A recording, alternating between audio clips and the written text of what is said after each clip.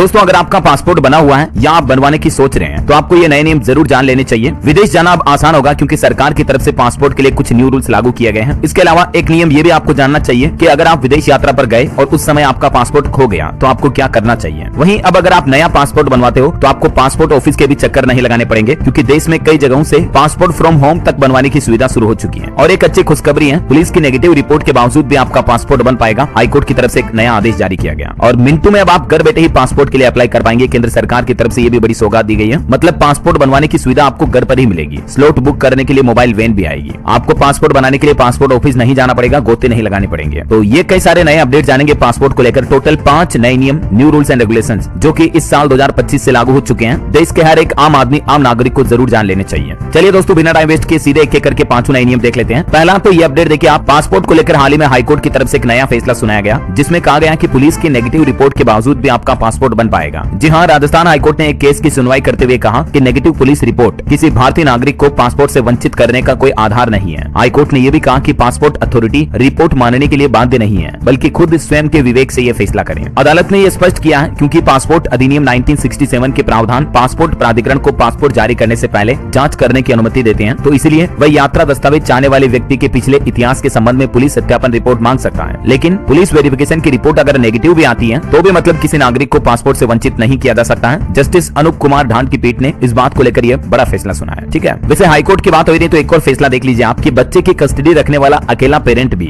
नाबालिग के लिए पासपोर्ट अप्लाई कर सकता है। तेलंगाना हाईकोर्ट ने 4 साल की बच्ची की मां द्वारा याचिका को स्वीकार करते हुए ये एक अहम फैसला सुनाया। अगर कोई माता या कोई पिता अकेला बच्चे की कस्टडी कर रहा, देखभाल करना, बच्चे को बड़ा कर रहा, तो उसके लिए जरूरी नहीं है कि उसके पिता की सहमति चाहिए या माता की सहमति चाहिए या और पति पत्नी में से किसी और की गार्जियन की सहमति चाहिए, ऐसा कोई जरूरी नहीं है। समझ रहे हो? जो अकेला पेरेंट उस बच्चे को पाल पोस के बड़ा कर रहा, सिर्फ उसी के द्वारा भी बच्चे के लिए, नाबालिग के लिए पासपोर्ट अप्लाई किया जा सकता है। ये इस मामले को लेकर हाईकोर्ट की तरफ से अहम फैसला सुनाया गया। ठीक है, और अगला अपडेट देखिए दोस्तों, अब मिनटों में घर बैठे आपको पासपोर्ट मिल जाएगा। केंद्र सरकार की तरफ से बड़ी सौगात दी गई है। केंद्र सरकार ने एक नई पहल शुरू की है इसी साल 2025 से, जिसके तहत सरकार का यह प्लान है दोस्तों कि आने वाले 5 सालों में आपको अपने घर के नजदीकी डाकघरों के जरिए पासपोर्ट सेवा केंद्र, पासपोर्ट ऑफिस, पासपोर्ट सेवा केंद्र यानी POPSK की संख्या को 442 से बढ़ाकर 600 तक करने की योजना है। और इस योजना का मुख्य उद्देश्य यही है कि आम नागरिकों को उनके नजदीकी डाकघर में भी पासपोर्ट की सुविधा उपलब्ध हो जाए। समझ रहे हो? अब आप अपने नजदीकी किसी CSC सेंटर पर जाकर के भी पासपोर्ट के लिए आवेदन कर सकते हैं, कॉमन सर्विस सेंटर के जरिए भी। और इसके लिए बाकायदा डाक विभाग और विदेश मंत्रालय MEA यानी मिनिस्ट्री ऑफ एक्सटर्नल अफेयर्स के बीच एक समझौता MOU साइन भी हुआ है, जिसके तहत 2028-29 तक ये सरकार का प्लान है। पूरे देश भर में पासपोर्ट सेवा केंद्रों की संख्या बढ़ाई जाएगी पोस्ट ऑफिस के जरिए। ठीक है, पहला अपडेट तो ये हो गया। इसके अलावा दूसरा अपडेट देखिए आपकी, पासपोर्ट बनवाने की सुविधा अब आपको घर पर ही मिल पाएगी। स्लॉट बुक करने के लिए मोबाइल वैन भी आएगी। जी हाँ, इस नई सुविधा के बाद तो आपको किसी नजदीकी पासपोर्ट ऑफिस या डाकघर तक, कार्यालय तक जाकर चक्कर लगाने की भी जरूरत नहीं पड़ेगी। समझ रहे हो? ये सुविधा दोस्तों अभी फिलहाल कुछ राज्यों में शुरू की गई है, जैसे उत्तर प्रदेश, बरेली वगैरह में इस सुविधा की शुरुआत की गई है। और भी यूपी के 13 जिलों में पासपोर्ट संबंधित इन सेवाओं को बढ़ावा दिया जाएगा। और यूपी की ही तरह ये सुविधा उत्तराखंड में भी शुरू की गई है, जहां अब आपको पासपोर्ट बनवाने के लिए पासपोर्ट ऑफिस के चक्कर नहीं काटने पड़ेंगे। उत्तराखंड के देहरादून में भी इस तरह की मोबाइल वैन सेवा शुरू की गई है। मतलब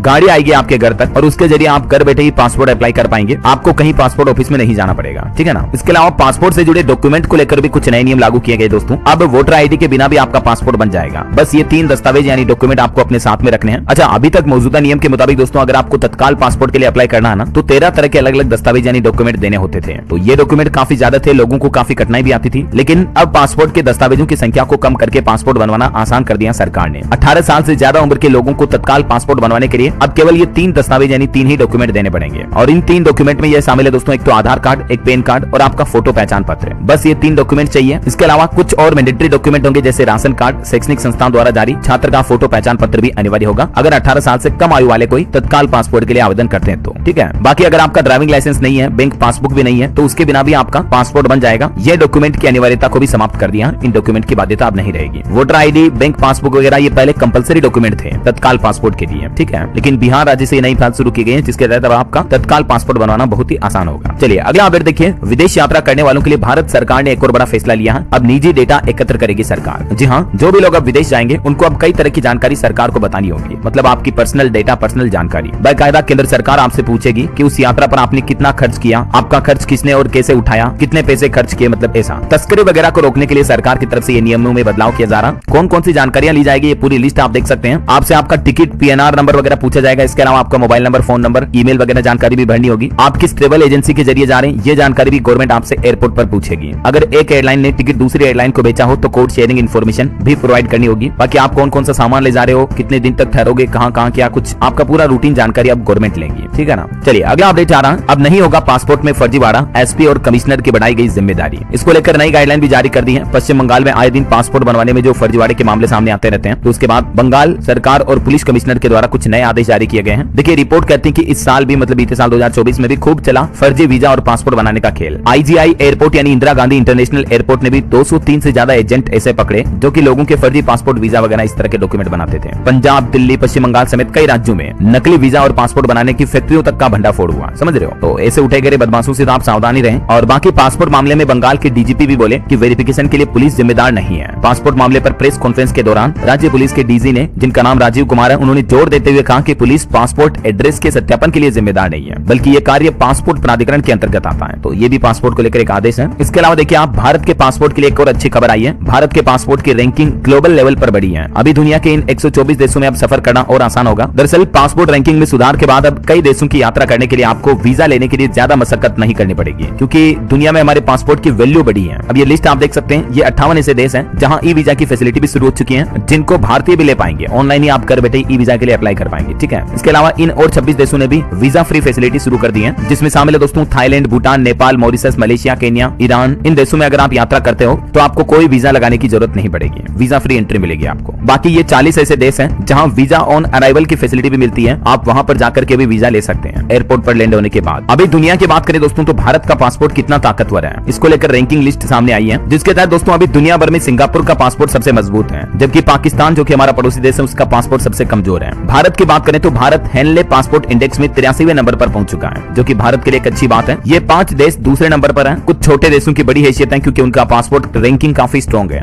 जिस देश का पासपोर्ट दोस्तों जितना स्ट्रॉन्ग होता है ना, उस देश के नागरिकों की वैल्यू, उस देश के करेंसी वैल्यू, जीडीपी वगैरह काफी अच्छी होती है। कहने का मतलब कई सारे फैक्टर्स होते हैं इसमें, लेकिन उस देश की गुडविल अच्छी मानी जाती है ऐसा। चलिए अगला अपडेट देखिए, केंद्र सरकार ने हवाई यात्रियों को बड़ी खुशखबरी दी है। अब एयरपोर्ट पर भी आपको सस्ता खाना, चाय, कॉफी वगैरह मिल पाएगी। जी हाँ, अभी आपको पता होगा एयरपोर्ट पर अगर अपन चाय वगैरह पीते हैं तो 100-200 रुपए इतनी महंगी चाय मिलती है, पानी की बोतल भी काफी महंगी मिलती है, राइट। लेकिन अब एयरपोर्ट पर खाने पीने की चीजें आपको 60 से 70% तक सस्ती मिलेगी। जो 200 रुपए की चाय आती है ना, उसको अब आप मात्र 60 रुपए में ले पाएंगे, क्योंकि केंद्र सरकार एयरपोर्ट पर इस तरह के इकोनॉमी जोन बनाएंगी। एक जोन में 200 पैसेंजर्स तक के बैठने की क्षमता होगी। तो इसकी शुरुआत ऑलरेडी हो भी चुकी है। देश के कुछ राज्यों में एयरपोर्ट पर ये नई सुविधा शुरू भी हो चुकी है। बाकी सरकार का प्लान है 2025-26 के दौरान सभी एयरपोर्ट पर आपको इस तरह के किफायती इकोनॉमी जोन देखने को मिलेंगे, ठीक है ना, जहां जाकर आप सस्ते में खाना पीना ले पाएंगे, खाने पीने की चीजें आपको काफी सस्ती मिल जाएगी। ओके, चलिए अगला अपडेट देखिए, जाली पासपोर्ट रैकेट का एक और बड़ा खुलासा हुआ। भारत बांग्लादेश सीमा पर भी धड़ल्ले से फर्जीवाड़ा हो रहा है। कुछ आतंकी साजिश भी रची जा सकती है, इसको लेकर भी चेतावनी जारी की गई है। बंगाल में देख सकते हैं आप। कोलकाता में तो अभी हाल में फर्जी पासपोर्ट रैकेट का एक मास्टरमाइंड भी गिरफ्तार हुआ। दोस्तों आप कभी भी पासपोर्ट अप्लाई करें ना, तो किसी अनजान शख्स के एजेंट के द्वारा अप्लाई ना करें, बल्कि आप खुद या तो ऑनलाइन घर बैठकर अप्लाई करें या अपने नजदीकी पासपोर्ट सेवा केंद्र या सीएससी सेंटर पर जाकर के ही अप्लाई करें, ठीक है ना। ये बात का जरूर ध्यान रखें आप, ताकि आपके साथ किसी तरह की धोखाधड़ी ना हो, क्योंकि कई लोग ट्रेवल एजेंसी की आड़ में फर्जी पासपोर्ट रैकेट वगैरह चलाते हैं। हाल में ऐसे मामले भी सामने आए, पुलिस ने गिरफ्तार भी कर लिया। चलिए अगला अपडेट आ रहा, अब नहीं छूटेगी आपकी फ्लाइट, पेपरलेस होने जा रही हवाई यात्रा, बस मोबाइल से बनानी होगी एक आईडी। मध्य प्रदेश से ये नई शुरुआत होने जा रही दोस्तों। राजधानी भोपाल से देख सकते हैं आप, जल्द ही यात्रियों को विश्व स्तरीय सुविधाओं की सौगात मिलने वाली है, जिससे उन्हें लंबे लंबे लाइनों में लगने की जरूरत नहीं पड़ेगी। मतलब अब आपके एयरपोर्ट से जुड़े सारे काम एक ही आईडी के जरिए हो जाएंगे। इस तरह की यूनिक आईडी अलॉट की जाएगी अब आपको। और भी ज्यादा जानकारी आप देख सकते हैं इसके बारे में। इस तरह से यात्रियों को डिजी सेवा का लाभ मिल पाएगा, है ना। और कुल मिलाकर यात्री कुछ यूं बिल्कुल पेपरलेस तरीके से आप हवाई यात्रा कर पाएंगे। आपको किसी तरह का कोई फिजिकल कागज वाला डॉक्यूमेंट साथ में रखने की जरूरत ही नहीं पड़ेगी। धीरे धीरे देश भर के दूसरे राज्यों के एयरपोर्ट पर भी नई सुविधाएं शुरू की जाएगी। और इसके अलावा सरकार ने एक और नोटिस भी जारी किया कि घरेलू और अंतर्राष्ट्रीय यात्रा अगर आप कर रहे हो तो अलग अलग तरह के ट्रेवल के लिए अलग अलग इंश्योरेंस प्लान आपको लेने चाहिए। बीते कुछ महीनों के दौरान आपको पता होगा हाल ही में कई सारी फ्लाइट्स को बम से उड़ाने की पोली धमकियां भी मिली थी। तो ऐसे में दोस्तों अगर आप जब भी फॉरेन टूर पर जाते हो या कहीं बाहर हवाई यात्रा कर रहे हो तो आपको ट्रेवल इंश्योरेंस जरूर लेना चाहिए, है ना। और एक नया आदेश ये जारी हुआ, जो उत्तर प्रदेश अयोध्या में हमारा राम मंदिर है उसके ऊपर हवाई जहाज नहीं उड़ पाएंगे। एविएशन सेफ्टी के लिए यहाँ अलग से टावर भी बनाया जाएगा। बिजली से बचाने के लिए कॉपर वायर भी लगाए जा रहे मंदिर के ऊपर, ठीक है। और दिल्ली एयरपोर्ट के नाम पर भी एक बड़ी उपलब्धि हासिल हुई। 150 गंतव्यों को जोड़ने वाला ये देश का पहला हवाई अड्डा बन चुका है। दिल्ली का जो आईजीआई एयरपोर्ट है ना, उससे आप 150 अलग अलग लोकेशन की फ्लाइट ले सकते हैं। वैसे हवाई जहाज को लेकर एक इंटरेस्टिंग जनरल नॉलेज की बात भी आपको बता दूं। 2 भाइयों ने हवाई जहाज का आविष्कार किया था। खिलौने से भाइयों ने अपनी कल्पना को हकीकत में बदल दिया और फिर दुनिया के पहले हवाई जहाज ने कुछ यूं उड़ान भरी थी।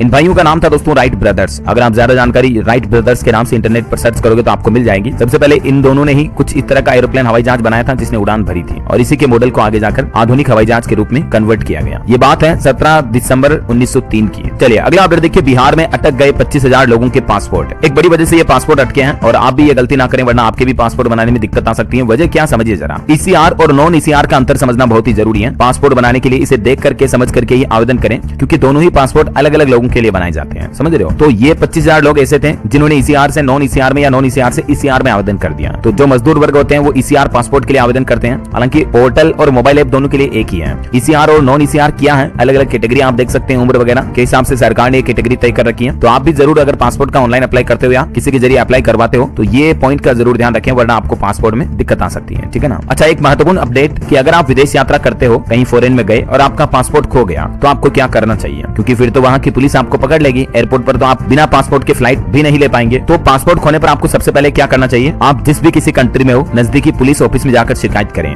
यहाँ हर कंट्री में लगभग आपको भारतीय दूतावास यानी इंडियन एम्बेसी का सेंटर मिल जाता है। तो वहां आपको संपर्क करना है जिस भी देश में हो, और वहीं उसी कंट्री से आपको नए पासपोर्ट या इमरजेंसी सर्टिफिकेट के लिए अप्लाई करना है। अगर आप किसी दूसरे देश में नए पासपोर्ट के लिए अप्लाई करते हो तो आपको ये कुछ डॉक्यूमेंट्स देने होंगे, आपके डेट ऑफ बर्थ का सबूत, पासपोर्ट खोने की जानकारी देने वाला हलफनामा वगैरह वगैरह, और एक इमरजेंसी सर्टिफिकेट बनवाना होगा। और फिर आपको वीजा के लिए भी दोबारा अप्लाई करना पड़ेगा, क्योंकि आपका पासपोर्ट का पूरा वेरिफिकेशन सिस्टम वापस री-वेरीफाई किया जाएगा, ठीक है ना। तो ये आप ध्यान रखें जरूर, अगर फॉरेन में कहीं पासपोर्ट गुम जाता तो। बाकी बहुत ही मैंडेटरी डॉक्यूमेंट है, तो इसको संभाल कर रखें, क्योंकि बहुत दिक्कतें आ जाती फिर इतने लफड़े होंगे 17 तरह के, उससे अच्छा तो आप पहले केयर करके रखो, समझ रहे हो। चलिए अगला बड़ा अच्छा अपडेट, नया नियम देखिए आप। अब दिव्यांग बच्चे भी हवाई जहाज से यात्रा कर पाएंगे। सरकार कराएगी पर्यटन स्थलों का भ्रमण भी। मध्य प्रदेश सरकार ये नई सुविधा शुरू करने जा रही है इसी महीने जनवरी से ही, दिव्यांग बच्चों की भी हवाई यात्रा करवाने का। इसके अलावा सरकार का एक और प्लान देखिए आप, सस्ती उड़ान का लोगों को लाभ मिलता रहेगा। 10 साल में हवाई यात्रियों की संख्या हमारे देश में डबल तक हो चुकी है। और हाल ही में तो केंद्र सरकार ने उड़ान योजना, उड़ान स्कीम जो है उसको आगे और 5 से 10 साल तक बढ़ाने का प्लान किया है। तो उड़ान योजना के तहत लोगों को सस्ते हवाई सफर का लाभ मिलता रहेगा, ठीक है ना। अच्छा, इसके अलावा एक और अच्छी खबर है, अब हवाई यात्रा करते दौरान आप आसमान में भी इंटरनेट का इस्तेमाल कर पाएंगे। एयर इंडिया कंपनी ने इन फ्लाइट वाईफाई सेवा शुरू कर दी है, और ये देश की पहली एयरलाइन कंपनी भी बन चुकी है दोस्तों, जो लोगों को अब हजारों फीट की ऊंचाई की उड़ान के दौरान भी मुफ्त वाईफाई की सुविधा देगी। कंपनी का कहना है कि फिलहाल ये सुविधा बिल्कुल फ्री रहेगी। नए साल के मौके पर एयर इंडिया की तरफ से ये बड़ी सौगात दी गई है।